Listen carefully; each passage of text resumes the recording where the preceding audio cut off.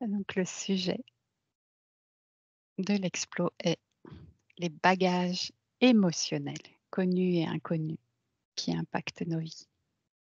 Et ma première question, quelles sont les origines de ces bagages, les différents types d'origines? C'est marrant parce que moi, me revois là à l'aéroport Oui. et c'est comme si au moment où tu récupères des bagages pour rentrer chez toi, pour aller sortir de l'aéroport, tu as des bagages que tu vas devoir prendre et d'autres que t'es pas obligé. Tu peux dire non, celle-là, je les laisse. Il y a un choix dans les bagages qu'on Pas pour choisit. tous. C'est comme si Mhm. pour certaines, c'est tes bagages, tu dois les prendre et pas laisser tes bagages ici. Et pour d'autres, dans le monceau de bagages qu'il y a, t'es pas obligé de tout emmener. Tu peux dire non, bah celle-là, c'est bon, je les laisse. Et c'est Ok. OK. Ok. Pauline? Comme je perçois, en fait, je ressens comme toutes les femmes, ma mère, ma grand-mère, mon arrière-grand-mère. D'ailleurs, je voyais pas ma mère et moi, je voyais plus haut. Je voyais des femmes qui sont mes ancêtres. Et par exemple, si je prends un exemple euh, d'un bagage émotionnel, donc là, pour le coup, c'est inconnu parce que je ne connais pas cette histoire. Mais en gros, il y a eu alors, de façon imagée, c'est comme si je vois une sphère qui va pulser une énergie qui va venir faire trembler la structure énergétique de mon arrière-grand-mère, par exemple. Cette sphère, c'est l'événement, en fait. Donc, par exemple, la perte d'un enfant. Mhm. Ça envoie une onde et, et sur la structure énergétique, émotionnelle de cette femme, ça cristallise quelque chose. Et après, entre chaque femme, il y a comme un, un, un tamis. Et il y en a certaines qui vont passer ce tamis et rester dans la lignée. Et le lien avec les cassettes, les disquettes et tout, c'est que du coup, il y a des structures, ces cristallisations-là, elles peuvent être plus ou moins difficiles à... Ce que je comprends, c'est il faut comme craquer le code pour ouvrir cette structure, pour pouvoir la lire. Et une fois qu'elle est lue, elle est lue d'une certaine manière, alors elle est comme annulée, ou en tout cas, elle est décristallisée. Mais il faut pouvoir craquer le code, en fait. Et ça va dépendre des mémoires. Et du coup, c'est comme si, par exemple, moi, je peux, au cours de ma vie, c'est très imagé, mais du coup, je peux m'acheter un moment un magnétoscope. Et alors, avec ce magnétoscope, je vais pouvoir craquer certaines mémoires. Et puis ensuite, je vais peut-être pouvoir m'acheter un vieil ordinateur. Enfin, tu vois, tout ce qui va permettre de craquer différentes fréquences ou formes de cristallisation. Ok. Ok.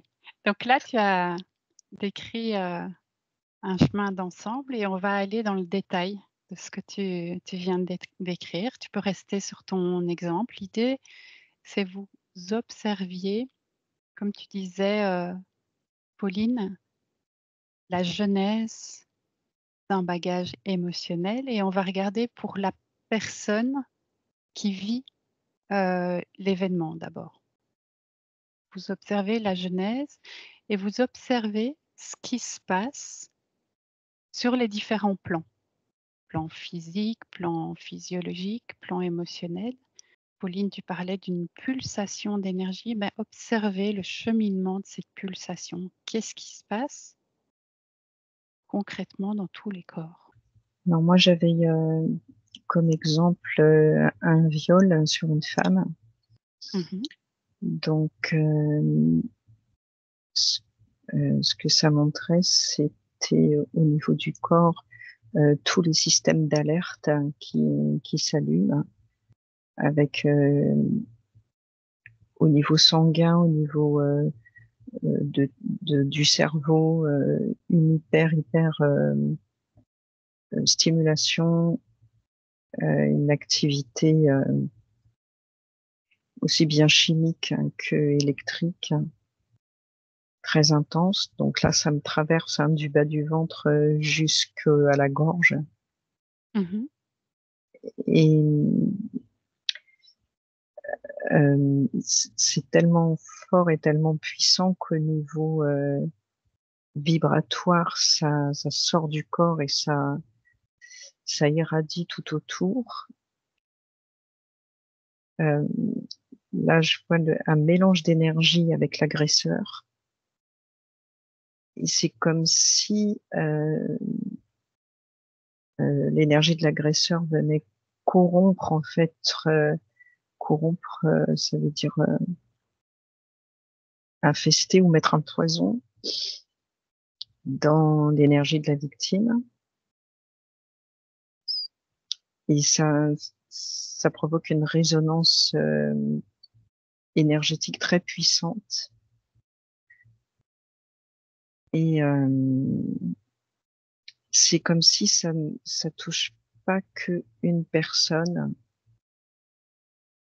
dans son énergie, ça touche l'énergie. Je vois il y a des ramifications énergétiques avec d'autres liens. Mhm. Ça fait des liens avec d'autres centres énergétiques. Je vois des centres énergétiques qui sont pas forcément incarnés.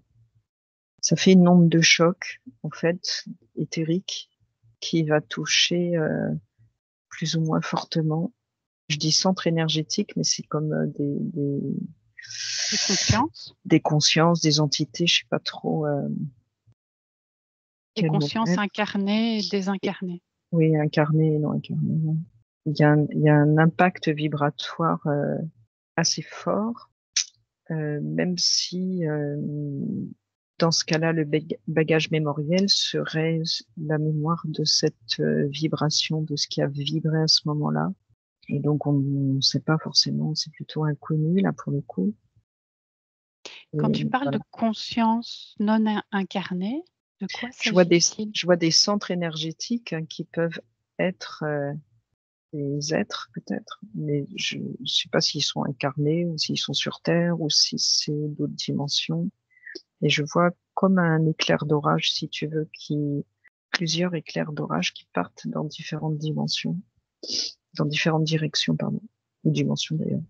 Et donc les autres dimensions, ça peut être la multidimensionnalité de la victime. Mm. Continue à observer l'évolution de ce tremblement de terre dans les moments qui suivent l'agression et dans les jours après. Pauline?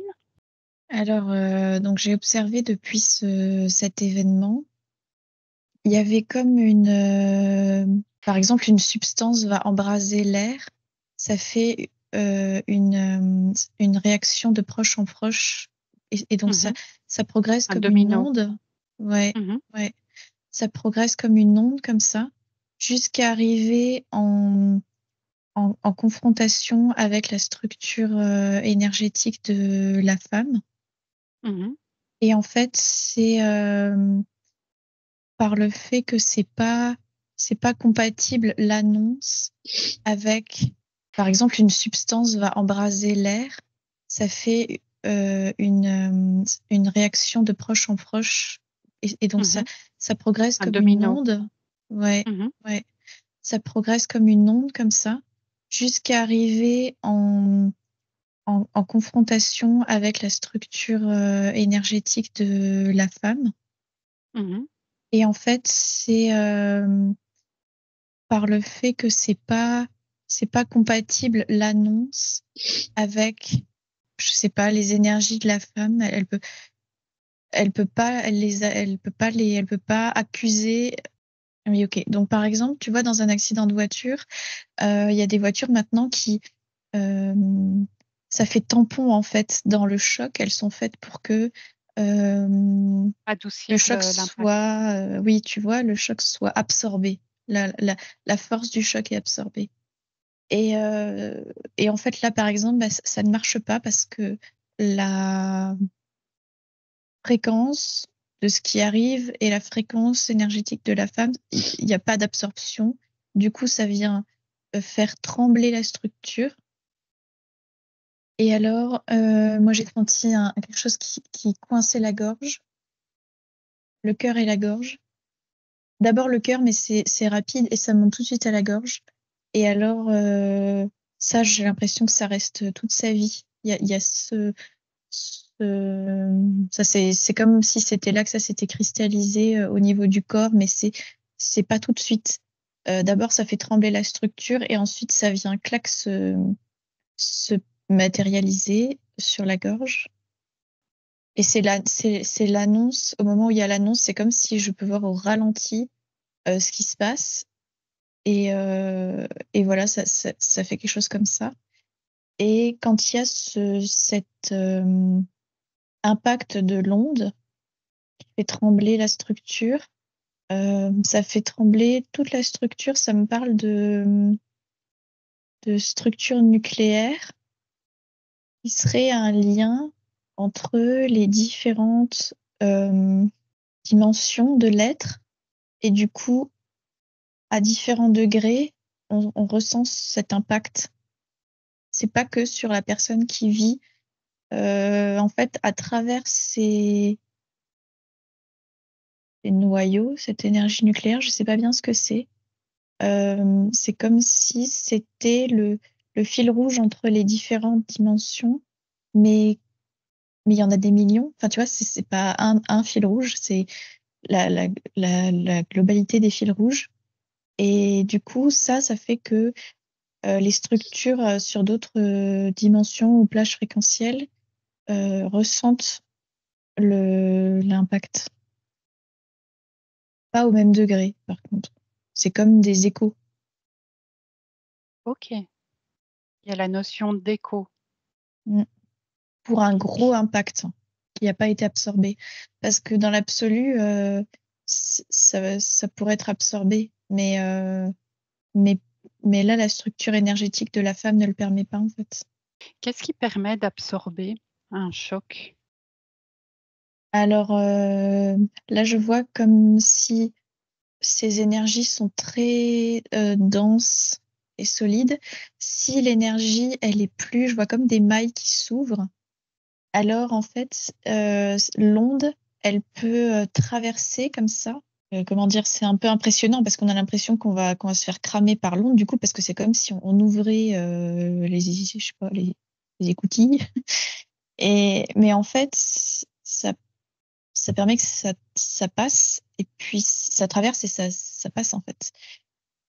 Du coup, on le ressent, mais ça reste pas. Que quand c'est pas absorbé, c'est le choc, en fait, qui est plus dévastateur. C'est la résistance en fait au truc qui est plus dévastateur que se laisser imprégner par l'onde. Mhm. Ce que tu décris, c'est la capacité de résilience par rapport à un événement. Oui. Tu peux à présent observer le cas où il n'y a pas la résilience et voir comment ça évolue dans le temps. Cette maman qui a perdu son enfant et comment ça évolue au niveau de ces différents plans. Et Michel, je reviens vers toi. Alors, je voyais comme tu vois, comme une boule à neige quand tu la retournes. Donc, tu as Oui. toute la neige et puis à un moment donné, tout se pose et le calme est à nouveau là. Et là, au niveau énergétique, hein, dans le cas présent, c'est comme si donc il y avait eu cette tempête, on a secoué la boule à neige dans tous les sens, et c'est comme si tout ne se reposait pas, il restait des petits fragments en l'air, des éléments qui restent en l'air, qui n'arrivent pas à se poser. Et euh, ça va être, ça va résonner en fait, ça va Là, je sentais sur moi, entre le ventre et du bas du ventre jusqu'à la gorge, je sens en fait que ça vient euh, comment abîmer ou toucher les centres énergétiques. Et c'est comme si dans chaque centre, il y avait ces particules qui ne peuvent pas se reposer. Et ça va impacter beaucoup la vie de tous les jours, la vie, dans le sens où c'est comme s'il y avait ces particules qui étaient caractérisées par la peur, une très grande terreur même, une grande peur. Et c'est comme si tout ce que va vivre la personne, euh, comme ça a pris le chemin énergétique comme ça de ces centres énergétiques du bas du corps jusqu'à là, ça va concerner un peu tous les domaines de sa vie, mais ça va résonner plus ou moins en fonction s'il y a plus ou moins de particules qui restent en l'air.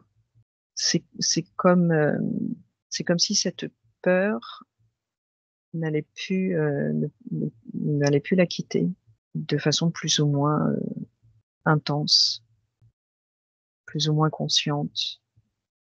Ça peut donner de façon très diluée un tempérament un peu anxieux, mais ça peut aussi aller jusqu'à, tu vois, quelqu'un qui a peur de tout, ça peut amener des comportements très pathologiques. Tu parles de comportements pathologiques et au niveau Oui, physique, est-ce que ça peut avoir des conséquences, ces, ces centres énergétiques qui sont pollués? et ben ils sont en lien avec différents organes, et c'est comme si en fonction de combien de petites particules ne se sont pas reposées dans la boule à neige, là, pour suivre ce symbole, et il y aura plus ou moins de complications physiques, ça va plus ou moins impacter les organes, puisque ça va toucher plus ou moins l'énergie des organes, leur fonctionnement, leur vibration. Ça montre un peu comme si dans la boule à neige, le repos, ça représente le retour à l'équilibre, l'homéostasie que cherche le corps tout le temps. Et l'événement là a fait que c'est comme si l'homéostasie physique et énergétique ne pouvait plus vraiment se faire. C'est comme si le corps, il allait tout le temps lutter. Le corps, il lutte tout le temps pour revenir à l'équilibre, mais c'est comme si là, il allait pas y arriver. Et donc, il y a cette mémoire il y a quelque chose avec le fait de ne pas y arriver. Énergétiquement, ça crée une vibration, une tonalité dans la vie de la personne. Je vois les différents centres énergétiques qui sont pas forcément touchés au même niveau, mais il y a cette mémoire qui est à l'œuvre au niveau physique. C'est cette recherche Mmh. d'équilibre, d'homéostasie que le corps n'arrive pas à atteindre. Qu'est-ce qui est mis en place consciemment ou inconsciemment pour, survivre? Je te laisse,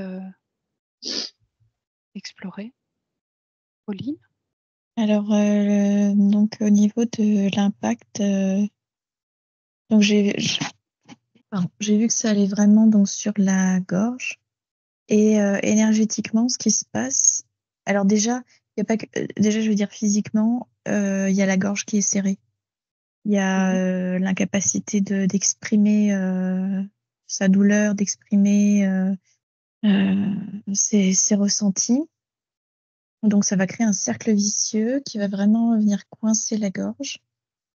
Alors, ce qui se passe déjà, c'est qu'au niveau de la tête, c'est comme si la tête est comme séparée du reste du corps, donc elle est froide et ça va tourner en roue libre à l'intérieur. Donc, il y a des ruminations incessantes parce qu'il n'y a plus la connexion qui permettrait d'apaiser ça. En fait, Mmh. c'est coincé au niveau de la gorge. Donc le mental, c'est comme si du coup, c'était relié au corps mental et que ça partait en roue libre. Donc il y a ça. Et ensuite, ce qui se passe en fait dans le bas du corps, c'est que Alors, ça va commencer par en haut. Il y a une oppression au niveau du cœur et des énergies parce que ça peut pas sortir. Et le problème, c'est que ça fait comme un embouteillage de toxines énergétiques et ça va s'accumuler comme du sédiment, comme ça va s'accumuler et ça va toucher jusqu'au bas de l'abdomen, là, jusqu'au bas du corps. Et de plus en plus au fil des semaines, des mois, des années, ça va devenir de plus en plus lourd, de plus en plus inerte. Et il n'y a plus aucune fluidité énergétique. Et le problème, c'est que ça va aller jusqu'à toucher comme le centre créateur, l'énergie créatrice de la personne. Et c'est pas dans le sens la créativité artistique, c'est dans le sens l'énergie de vie, de créer sa vie.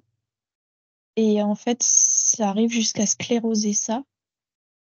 Et alors là, il y a plus de vie, en fait. Parce que ce bouchon-là empêche que des grosses énergies au niveau du cœur s'expriment. Et alors, ça s'accumule et ça vient tout boucher. Ok. Et donc, ça, c'est une personne dont le deuil n'évolue pas. Non.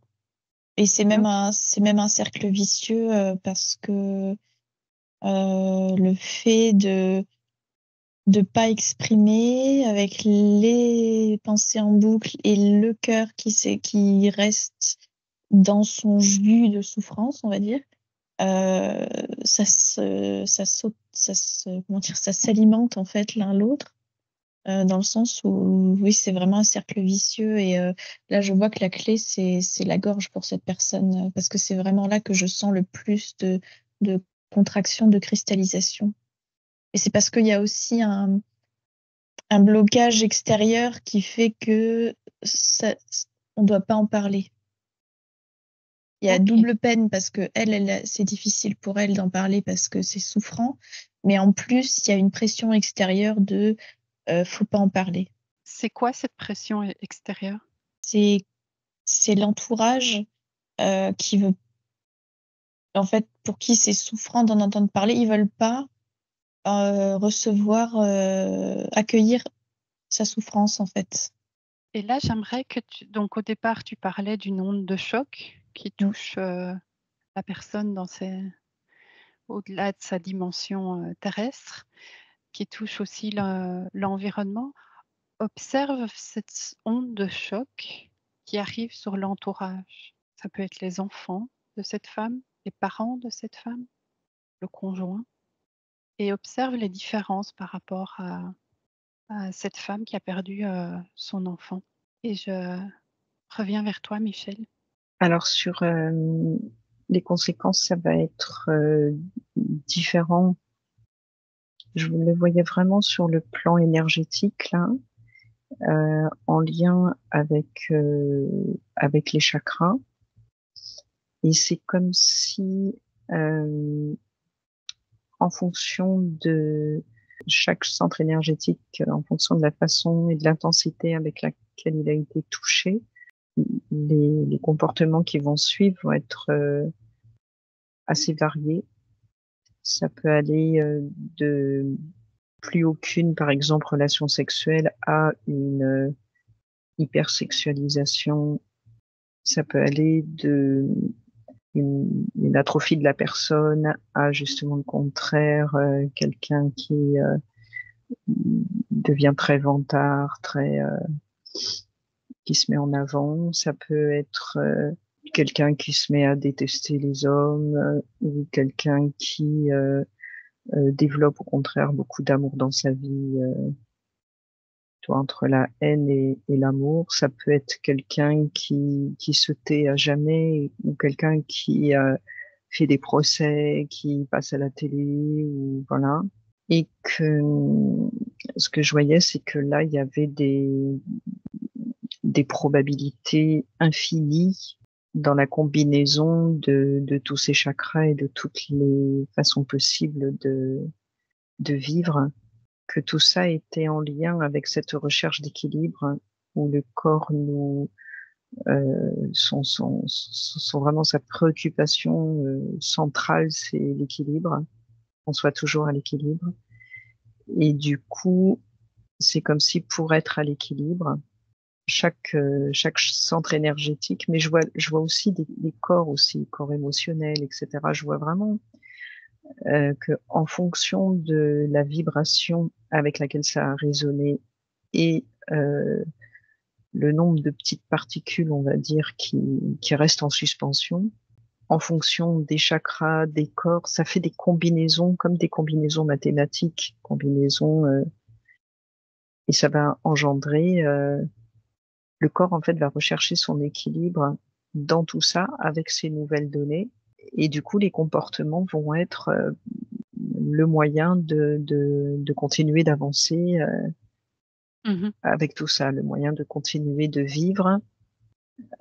Et tout ce qui paraît de l'extérieur déséquilibré, comme si par exemple la personne vit une hypersexualisation de sa vie, etc., on va dire voilà, c'est peut-être un peu beaucoup. En fait, pour le corps, c'est une façon d'être à l'équilibre. Mmh. Mais on peut pas le dire comme ça à l'œil nu, on va dire. C'est vraiment tout un calcul, comme si on mettait toutes les données dans un ordinateur et à la fin, on dit, bah, voilà, la formule, c'est ça. Ça paraît extrêmement complexe. Et en fait, tous ces comportements sont des moyens de continuer de vivre. Mécanisme de survie. Oui, voilà. Ouais, ouais. Parce qu'il y a toujours cette recherche d'équilibre qui est là, je vois vraiment le corps, c'est son job, point. C'est comme si lui, son job, c'est que ça, être à l'équilibre, tout le temps, chaque instant. OK, et même question que pour Pauline. Donc là, tu as observé la personne qui a été, victime. L'onde de choc va au-delà de cette personne. Elle va dans, comme tu l'as dit, dans sa multidimensionnalité, et au niveau des autres consciences qui l'entourent et qui sont impactées, comment ça se passe? Comment est-ce que l'onde de choc arrive? On parlait de particules pour la victime, et pour, ces autres consciences, comment ça se passe? Et Pauline, je reviens vers toi. Oui, alors du coup, pour mon cas, c'est un peu complexe parce que le deuil, il touche pas que. En fait, là, c'est la mère, mais le père, c'est une victime aussi. Et en fait, tout le monde est victime. Donc, c'est un peu délicat. Mais en tout cas, ce que j'ai observé, c'est que au niveau du père, il y a ça fait comme un effet rebond, ça vient le taper. Et c'est comme s'il renvoie sur la mère, comme si c'était à elle de porter ça. Mais je sens que c'est comme s'il repoussait le problème là jusqu'à, on va dire, la fin de sa vie sur Terre, de ce deuil. Mais ça va le suivre d'une manière ou d'une autre. À un moment, il va falloir qu'il s'occupe de cette charge émotionnelle. Comment cette charge émotionnelle, s'accroche à lui? Là, tu dis, il la renvoie, ça c'est dans Mm. le physique, mais à l'intérieur, comment ça se passe? En fait, c'est comme si énergétiquement, il a comme un bouclier très dur, ça vient taper, ça laisse une empreinte et ça renvoie direct en fait. Et donc, il est comme dans une forme de déni, mais ça laisse comme une empreinte, quand même, tu vois, une tache de Ouais. l'impact. Et ça, ben, ça va pas partir même quand il décède, d'une certaine manière, c'est engrammé quand même. Et il va falloir s'en occuper un moment. Après, j'ai essayé de voir sur des enfants.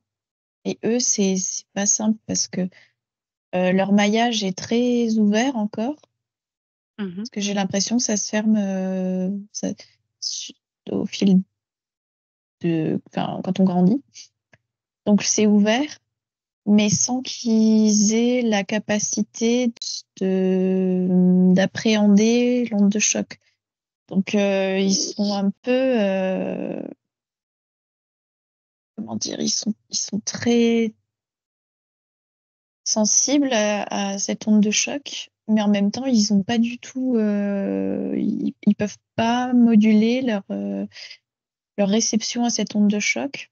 Et du coup, ils traversent ça et alors ça va comme modifier leur réaction à ce genre d'ondes émotionnelles pour tout le reste de leur vie. En plus, j'ai l'impression qu'ils sont un peu laissés pour compte dans cette histoire parce que on se rend pas compte à quel point ils étaient vulnérables. Ou en tout cas, il y a personne qui en prend la charge pour eux de les accompagner. Donc, ils grandissent en donnant l'impression que ils ont traversé ça, mais c'est sournois parce que ça va influencer leur manière de réagir aux ondes qui vont les toucher.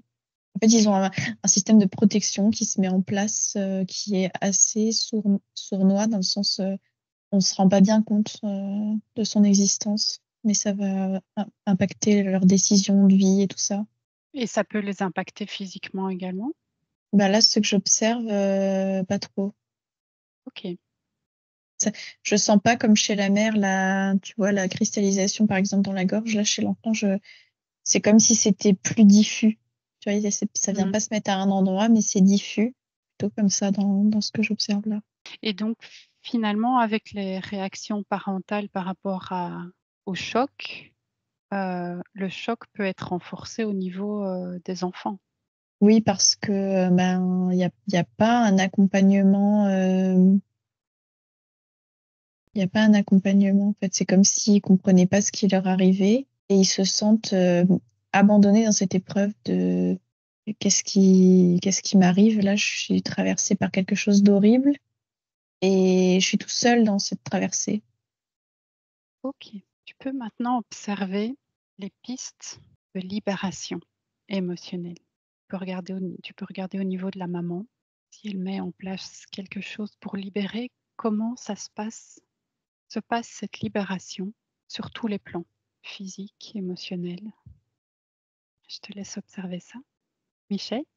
Ouais, alors dans l'environnement, globalement, c'est vraiment une baisse dans les vibrations énergétiques. C'est vraiment je voyais dans l'environnement de la personne, de la victime, c'est comme si l'environnement physique, c'est comme si vibratoirement parlant, quelque chose passe dans l'environnement, même si les gens sont pas au courant de ce qui vient de se passer.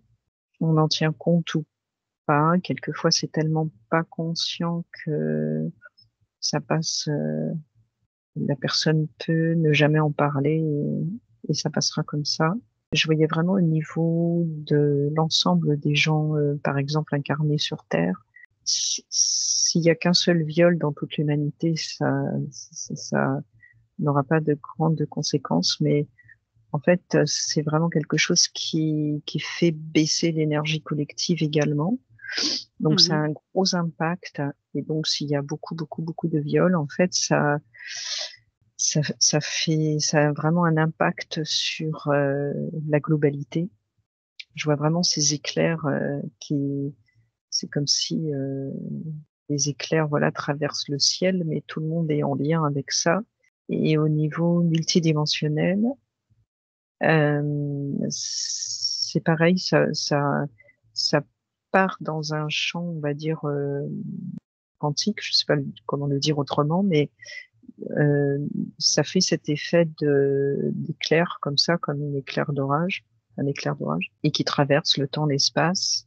Et ce que ça me disait à chaque fois, à chaque niveau, c'est une baisse des fréquences énergétiques, quelque chose qui vient baisser, qui est en lien avec l'immense peur qui est vécue à ce moment-là. C'est comme la fusion d'une croyance et d'une peur, c'est-à-dire la peur de mourir en fait, et la croyance qu'on peut rien faire. Et c'est comme si c'était l'assemblage de ces deux éléments. Il y a pas mieux pour faire baisser des fréquences de quelqu'un, quoi. C'est vraiment le, la, l'équation parfaite, quoi. C'est-à-dire peur de mourir et je peux rien faire. Et donc ça, quand ça résonne dans l'énergétique, dans l'éther, ça résonne Alors, ce que je vois au moment de la réception de cette information, c'est comme si le récepteur, il baisse plus ou moins en fonction de là où il en est, en fonction de ses ressources propres. Moi, j'arrive quand même avec, ça montre un peu comme un airbag en fait, comme si cet éclair arrivait et quelquefois ça passe au cœur, ça transperce et ça va à l'intérieur et des fois ça rebondit. Et ce qui va faire que ça pénètre au cœur ou que ça rebondit, euh, de quoi il est fait cet airbag, hein. Plus les vibrations du récepteur vont être élevées, vont être dans un état peut-être de compassion, d'amour plus global, plus posé dans sa vie, et moins il sera impacté par l'arrivée de la nouvelle information.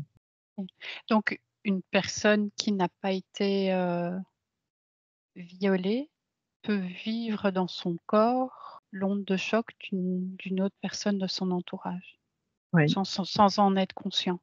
Est-ce que ça peut aller jusqu'à des blocages énergétiques forts? oui, parce que ça dépend de l'état au moment de réceptionner l'information. Ok.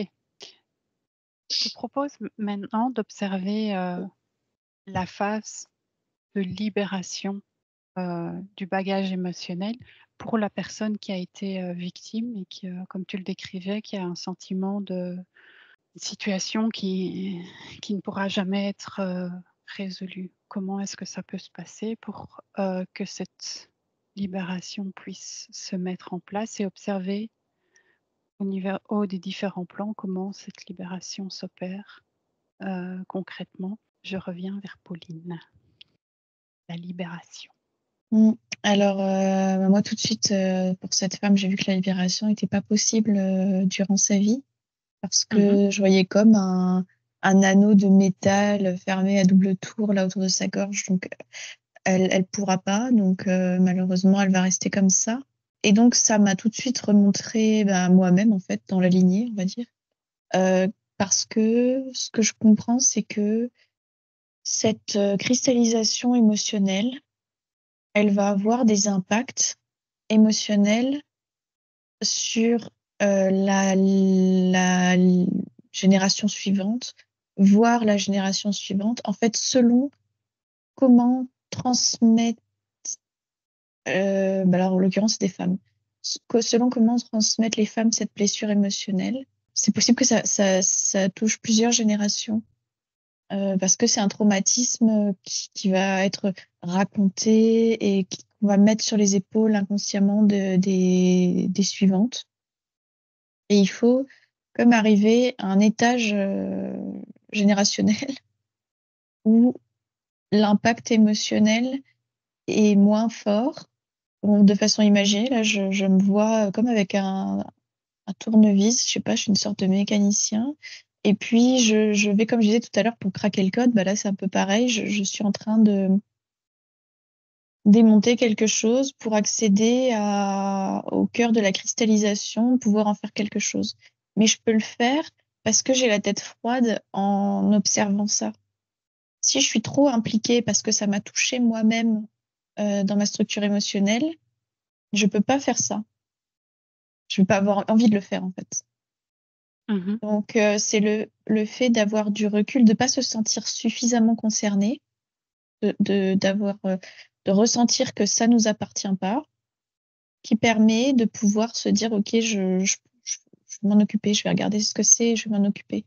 Tu disais que au niveau de la femme, elle avait pas pu en parler, mais du coup, dans les générations suivantes, il n'y avait pas de non-dit, c'était exprimé. Alors en fait, elle en parle pas, mais elle peut pas exprimer sa souffrance, mais tout en elle porte sa souffrance. Et du OK. coup, la génération suivante en souffre. Ça les impacte, en fait. Est-ce que toutes les descendantes féminines, du coup, puisque tu exprimes que ça passe par le féminin, sont impactées de la même façon? Non, non, il y en a chez qui ça prend pas. Qu'est-ce qui fait que ça prend chez certaines personnes et que certaines personnes vont pouvoir œuvrer pour la libération? Elles veulent le faire. OK, ça fait partie de leur chemin d'incarnation. Ouais. Alors elles s'en rendent pas compte, mais ça leur sert en fait à elles. OK, Ça leur sert à Oui, ça leur sert à elles en fait dans leur, c'est comme si ça faisait partie des éléments qu'elles sont venues chercher OK. pour ce Est-ce qu'elles que veulent expérimenter. est-ce que tu peux observer, maintenant d'un niveau très élevé, du niveau de la conscience, dans quel but cet événement est arrivé dans cette lignée et s'est transmis de génération en génération? Observer ce qui était en jeu à un niveau, le plus élevé. Et je reviens vers toi, Michel. Donc ce que je voyais, c'était au niveau de la libération, c'est vraiment ça dépend de l'impact que ça a eu sur, la victime en fonction de, quand l'événement a eu lieu, en fonction de l'état elle-même dans lequel elle était, ça a eu un impact, plus ou moins profond. Au niveau énergétique, il y aura à libérer le corps, mais si vraiment la personne, elle a été profondément, impactée et que ça a provoqué vraiment un effondrement, le soin va être, difficile, heu, parce qu'il va y avoir comme un évitement, quelque chose qui dit, «Je veux pas qu'on retourne vers ça» ou et je voyais pour libérer émotionnellement un mix entre, une libération énergétique et une libération, physique du corps comme, une forme d'ostéopathie et en même temps, un travail énergétique, de magnétisme un peu, tu vois? Mmh. Qui relie les 2, pour accompagner justement l'énergie vers, c'est comme si on allait capter, dans le corps les petits grains de neige là qui étaient restés suspendus et qu'on va les accompagner vers l'apaisement et vers, la sérénité. Donc, il y avait ce type de travail, hein, de soins. La personne, tu vois, si la personne a été vraiment, heu, profondément, impactée, elle aura du mal à se soigner elle-même. Mais il y a d'autres personnes en fonction de la résilience, de la capacité à absorber, l'événement.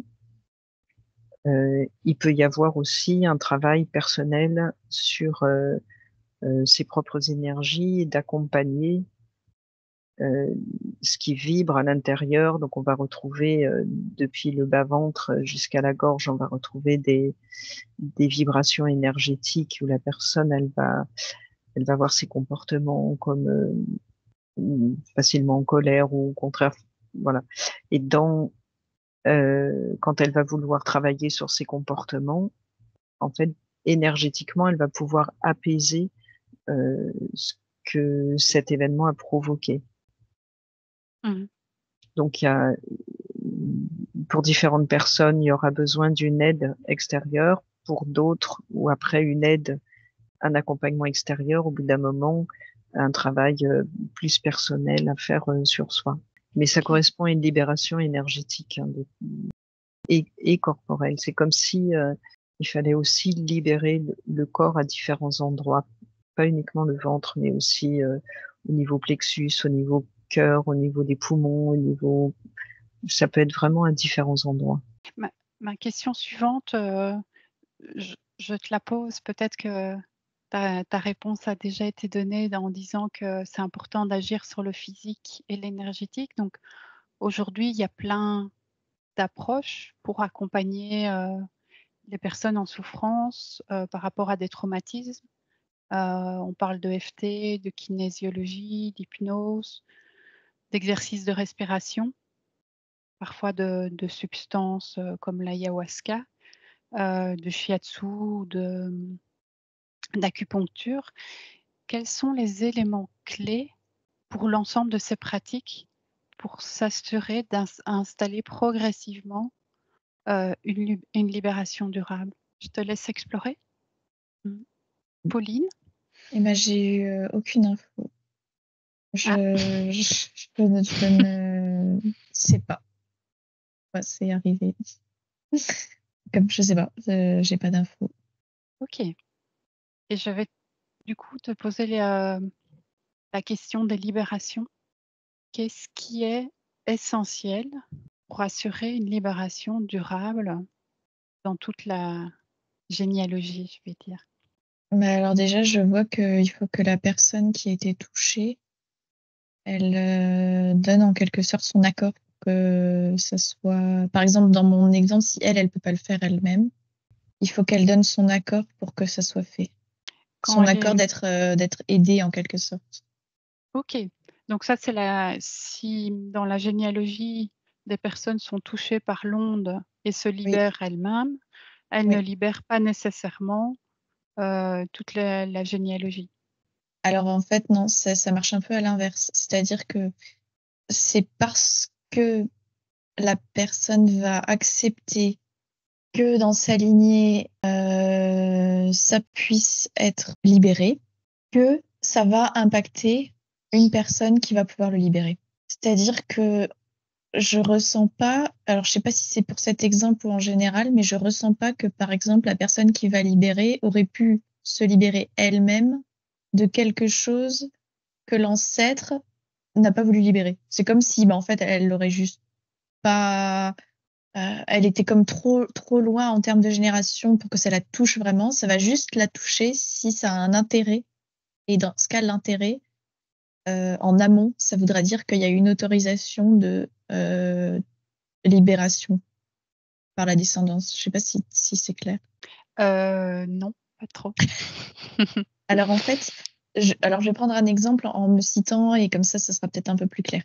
Par exemple, moi, je vais pas pouvoir me libérer d'une mémoire d'une grand-mère si la grand-mère n'a pas donné son accord pour que cette mémoire soit libérée. Mais si elle n'a pas donné son accord, dans tous les cas, moi, je vais pas ressentir ce besoin de libérer cette mémoire. Donc, je vais pas être amenée à la libérer. Donc, dans tous les cas, ça n'existe pas dans cet exemple, le fait que je puisse me libérer tant que ça libère mon ancêtre. Parce que c'est comme indissociable. Si elle n'accepte pas que ce soit libéré, moi, je peux pas libérer. Donc, c'est comme si ça va pas m'impacter au point que j'aille la libérer. Donc automatiquement, quand on fait une, libération, on sait qu'il y a eu une autorisation? Alors moi, dans l'exemple que j'ai, oui, c'est obligé parce que sinon, c'est comme si on n'aurait pas trouvé la mémoire. Mmh. Tu vois ce que je veux dire? C'est comme si, on serait pas tombé sur le disque dur là, la cassette là, tout simplement. En fait, ça se serait pas présenté si on pouvait pas la libérer. OK. Ça veut pas dire qu'on n'aurait pas eu un écho sous une certaine forme, mais pas au point de d'accéder à la cristallisation. On aurait peut-être continué à la donner à la génération suivante. Ici, on parle de génération en génération, mais finalement dans les générations suivantes, il y a de plus en plus de personnes. Mmh. Est-ce que ça peut se faire par un rassemblement des personnes qui sont touchées? Est-ce que ça a plus d'impact ou une personne seulement qui a reçu l'information, donc qui a l'autorisation de libérer, peut faire le travail pour tout le monde? Alors, dans ce que je perçois, c'est qu'il y en a qu'une qui a accès à la cristallisation. Par contre, elle peut avoir le soutien d'autres personnes de la famille. Par exemple, une sœur, mais elle n'aura pas la cristallisation, comment dire? C'est pas elle qui aura le CD. Par contre, elle va participer à la conscientisation et donc à la libération. Mmh. Mais c'est pas elle qui comme détient le CD. OK. Donc il y a une personne qui a pour mission de faire la libération pour tout le monde. Oui. Donc par exemple, dans ma vie aujourd'hui, je pourrais bénéficier d'une libération qui a été faite par quelqu'un d'autre de ma famille sans m'en rendre compte. Je sais pas ce que tu entends par bénéficier du coup. Ça te libérerait toi aussi? Beh, par exemple, toi, tu as la clé pour libérer la cristallisation, mais Mmh mh. finalement, dans ta famille, il y a des personnes qui n'avaient pas conscience qu'elles portaient un bagage émotionnel, elles vont en être libérées au travers de ton action sans s'en rendre compte. Alors j'ai l'impression que si c'est au même, étage générationnel, il va y avoir un impact selon selon le niveau de conscience que les personnes ont de l'impact de cette, cristallisation. Mmh. Et par contre le vrai bénéfice, c'est enfin le vrai bénéfice, les personnes qui vont vraiment être libérées de ce truc-là, c'est la génération suivante qui elle, n'en entendra pas parler. Même si elle en entend parler, énergétiquement, il y a plus il y a plus d'accroche, il y a plus de prise. Mmh. Mais alors ça, c'est un cran en dessous. Et qu'en est-il pour, la conscience de la personne qui a été victime, qui a perdu, cet enfant, qui peut-être est réincarné ailleurs ou vit dans une autre, dimension? Bah, là, je vois que le collier en métal, il s'enlève. Après, j'ai l'impression qu'il reste quand même, un travail, d'évacuation de tout ce qui était, accumulé. Mais, il y a quelque chose qui saute, qui fait qu'au moins c'est possible d'évacuer. Mmh. OK. Donc ça va être là un travail karmique finalement. Ouais, ouais. Mais c'est vrai que ça c'est décisif le fait de la libération, que je vois par exemple de la cristallisation au niveau de la gorge, là c'est décisif. Je voudrais revenir sur, le pourquoi, au niveau le plus haut de la conscience. Qu'est-ce qui fait que, il y a des bagages émotionnels et là, c'est beaucoup plus dans l'absolu, pas dans ton cas particulier. Tu dézoomes. Qu'est-ce qui fait qu'il y a la possibilité d'un nettoyage transgénérationnel au cours de nos incarnations? Quel est le bénéfice? Observe de façon globale et je reviens vers toi. Mmh. Michel? Alors toutes les méthodes là que tu as citées tout à l'heure, voilà, ça montrait vraiment que ça pouvait être approprié, que cette expérience de viol allait être vécue de façon plus ou moins dense, plus ou moins intense, en fonction de déjà de comment la personne était au moment où c'est arrivé. Du coup, ça va être un chemin de soins qui va être très lent, très laborieux pour certains, ou qui va être beaucoup plus fluide pour d'autres personnes. Et tu demandais quand est-ce qu'on sait que la libération elle a été effective et définitive. Et là, ça m'a amené jusqu'à où la personne, en fait, elle se rend compte qu'au niveau de... Donc, il y a tout un chemin intérieur qui peut être long en fonction de là où on en est au départ, mais sinon, c'est un chemin qui amène à la conscience que notre conscience, ce qu'on est vraiment, notre conscience pure n'a pas été altérée par cet événement. Et du coup, ça va générer un sentiment d'amour et de gratitude assez intense. Et c'est comme si ça transmutait en fait tout ce qui a été ressenti précédemment. Et je vois cette transmutation qui suit énergétiquement parlant, qui suit un chemin similaire au chemin au moment du viol. C'est pas forcément le même chemin qui va vers les mêmes endroits de conscience. C'est, mais c'est un chemin très lumineux. C'est un éclair, celui-ci, qui est lumineux et qui va résonner aussi chez d'autres personnes. Et ça va amener un allègement qui va être un allègement proportionné en fonction de la conscience concernée, de l'être concerné. Il y en a qui vont devoir faire un travail quand même eux-mêmes, et puis d'autres pour qui ça va nettoyer complètement sans qu'ils aient rien de spécial à faire. Tu parles de toutes les personnes qui ont été touchées par l'onde initiale. Ouais. Donc ça veut dire que l'onde initiale, l'onde, on va l'appeler l'onde de choc, au moment de la libération, c'est pas le chemin inverse qui se fait.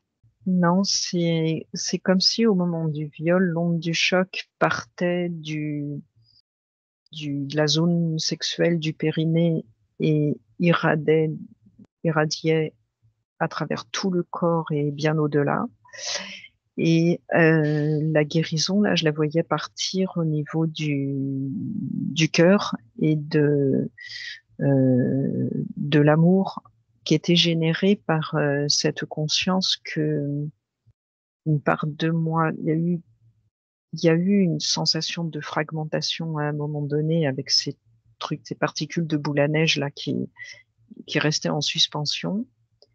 Mais c'est comme si ces particules trouvaient enfin la sérénité, pouvaient enfin se poser, et que la personne se rend compte que une part d'elle est inaltérable, une part d'elle en fait n'a pas été touchée ou n'a pas été abîmée par ça. Et c'est comme si elle se connectait à ça après s'être connectée, être connectée aux différents petits fragments là. C'est comme si là, elle pouvait connecter à quelque chose d'autre, une conscience plus vaste, plus grande. Et là, c'est rempli d'amour et rempli de joie, de gratitude. L'événement, du coup, est complètement transmuté, c'est-à-dire que la, la peur, la terreur et puis ce sentiment d'impuissance est transmuté complètement, c'est-à-dire qu'il n'a plus d'impact. Il a existé, il y en aura toujours une trace, mais il n'a plus aucun impact. C'est comme si on avait débranché les fils derrière, quoi. Ça ne se manifeste plus. Et du coup, il peut y avoir chez la personne un changement de libération complète et un changement de comportement dans sa vie de tous les jours, à tous les niveaux justement énergétiques de ses chakras, de ses corps énergétiques. Il peut y avoir une harmonisation qui s'installe par ce ressenti d'amour qui l'a sauvé de toutes ces douleurs, de toutes ces souffrances. Ok. Et là, c'est vraiment un point ultime, mais ce chemin va être mené de différentes façons selon les gens, selon là où ils en sont au départ, selon les chemins de soins qu'ils vont suivre, tout ce que tu as cité ou pas, leur capacité à faire pour eux-mêmes ou s'ils n'ont pas cette capacité, il y a besoin de personnes extérieures, voilà. Et donc, en fonction de toutes ces avancées-là, le point ultime, ça va être celui-là, ce point de rencontre avec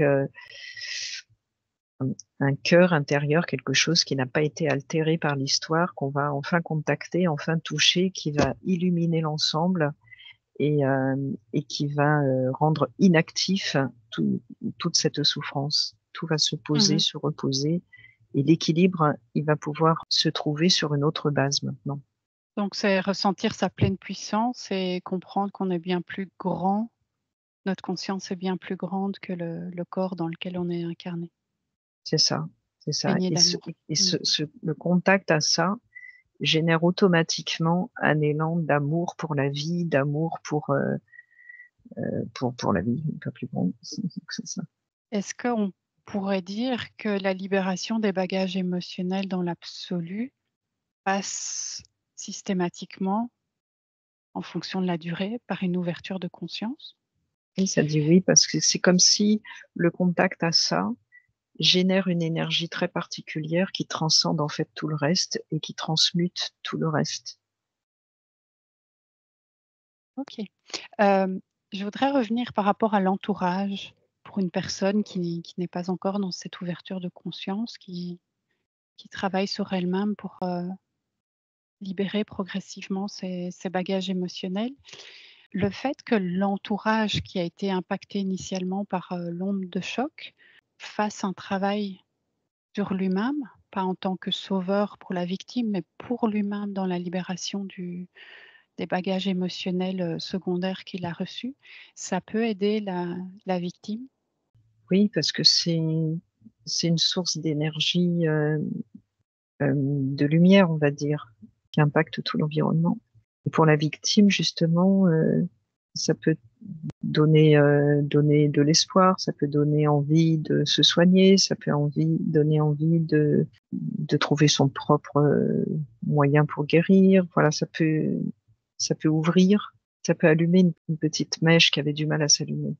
Donc le chemin de guérison d'une victime peut être porté par le propre chemin de guérison de l'entourage. Oui. On arrive bientôt au bout de l'exploration et je te laisse explorer cette question de cette conscience plus vaste et de ces bagages émotionnels qu'on porte tous. Pourquoi sont-ils sur notre chemin? Qu'est-ce qu'on a à apprendre de ces épreuves de la vie qui sont parfois extrêmement douloureux? Et Pauline, je reviens vers toi. Donc en fait, c'est assez abstrait parce que j'ai pris du recul pour voir quoi ça servait ces libérations. En fait, ça m'a fait un parallèle avec comme si on écoute une radio et il y a beaucoup de friture en fait, il y a beaucoup de grésillements. Et ça, ce serait un peu le champ émotionnel humain actuel. Et le principe de ces libérations, c'est d'isoler les grésillements et de les retirer. Et la finalité, c'est d'entendre la mélodie claire, pure en fait, la mélodie originelle. Que là, on n'arrive pas à entendre parce que la radio a été bidouillée en quelque sorte, je sais pas comment dire, pas bidouillée. Elle a reçu un choc, je sais pas comment dire. En tout cas, il y a eu un problème au niveau de la radio. Donc là, on pourrait dire qu'il y a eu un problème au niveau de l'humanité et qui fait qu'il y a il y a eu plein de grésillements d'ondes et il faut les enlever. Donc je vois comme un ingénieur du son, tu sais, qui va isoler des plages de son et qui les enlève. Et alors, au fur et à mesure, on entend ce qui se dit ou ce qui se chante. Ok, donc ça veut dire que dans notre chemin de vie, on est là pour enlever les grésillements et qu'on contribue tous à harmoniser le son de la radio. Pas tout le monde n'a cette... c'est comme si c'était un métier à part entière. Ok. Tout le monde n'est pas venu faire ça, quoi. C'est une possibilité. Ok. Je te laisse voir s'il y a encore d'autres informations qui te viennent, qui sont importantes par rapport à ces bagages émotionnels que nous portons tous, connus ou inconnus. Et Michel? Alors ça m'a ramené à mon image de tout à l'heure là à l'aéroport avec la valise écossaise que je trouvais super moche et super lourde.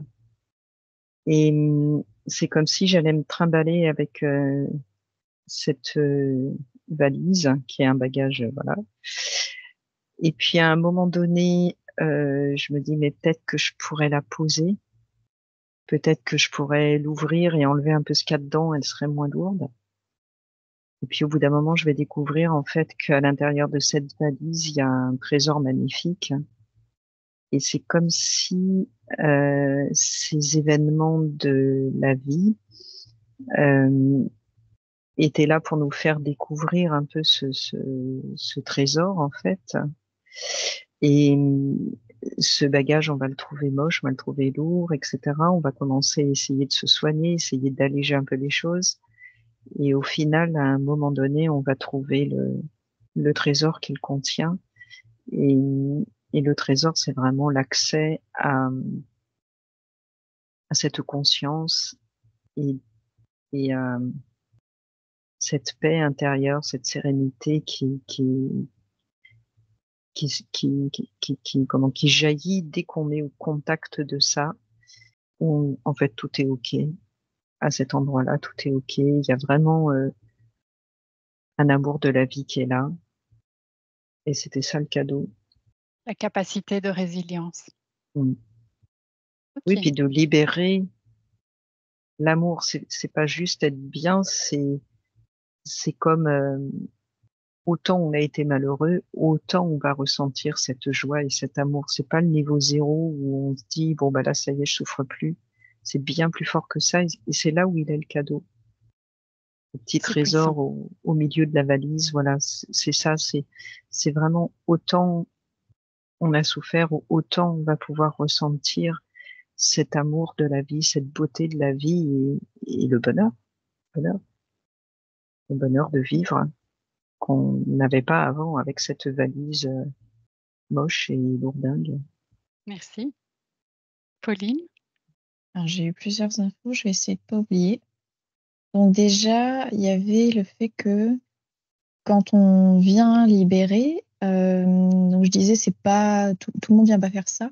Par contre, ça profite à tout le monde, le fait de mieux entendre la mélodie claire de ce que c'est être humain, je ne sais pas. Mais ça a l'air d'être général. Et en fait, chacun vient faire quelque chose là-dedans. Et libérer les mémoires, c'est comme un des métiers. Après, il y avait aussi le fait que c'est pas forcément l'exemple que j'ai vu en transgénérationnel.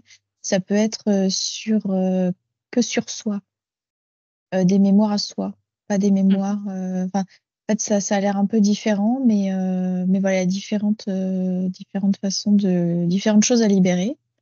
Et alors, je me retrouvais de nouveau devant ces disques et ces disquettes et cassettes, etc. Et tout à coup, j'avais un espèce, ce serait comme, je sais pas, un disque dur du futur.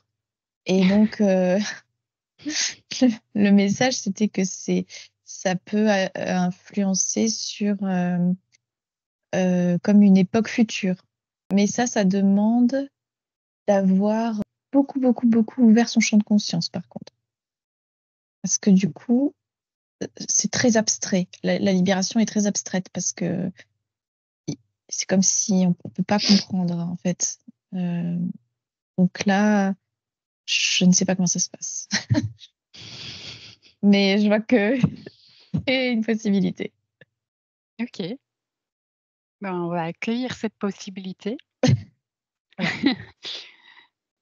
Et merci à vous 2 pour cette J'avais exploration. Oui. un petit truc qui vient aussi, c'est que par rapport aux libérations, on pouvait, si on cherche justement à élargir son champ de conscience, qu'on ait des bagages émotionnels ou pas, au final, euh, en recherchant à faire ce travail, on va les libérer. On va les libérer, ça va se transmuter par la puissance en fait qu'on va développer, qu'on va déployer dans le cœur de de cet amour de la vie, de cette beauté de la vie, de ce bonheur-là qui dépend de rien, juste d'être. Et il n'y aura pas à travailler sur chaque bagage émotionnel, etc. Mmh. Ça va transmuter beaucoup, beaucoup, beaucoup, beaucoup de choses. Donc l'ouverture de conscience de chacun permet d'amener des libérations, qu'elles soient connues ou inconnues, peu importe, on n'a pas besoin Ouais, de savoir. pour soi et pour Mmh. les autres. Mm. OK. Bah, c'est une très belle conclusion. Merci à vous 2. Merci. Merci.